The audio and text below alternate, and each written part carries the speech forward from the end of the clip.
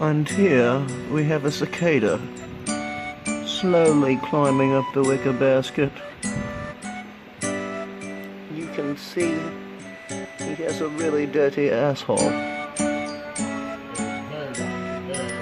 Very dirty, yes indeed.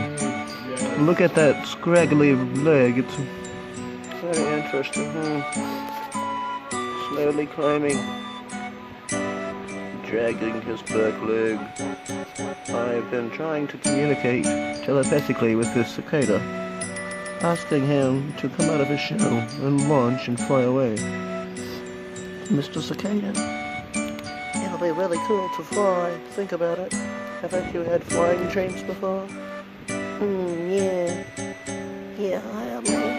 See? You can talk. Whoa, look at that. This is some good-ass quality video, man. Oh, did you put him there or did he go there? No, he just crawled up. Wait, I gotta show you this video in a second. It's really crazy. My camera's good, man. I'm looking at his asshole right now.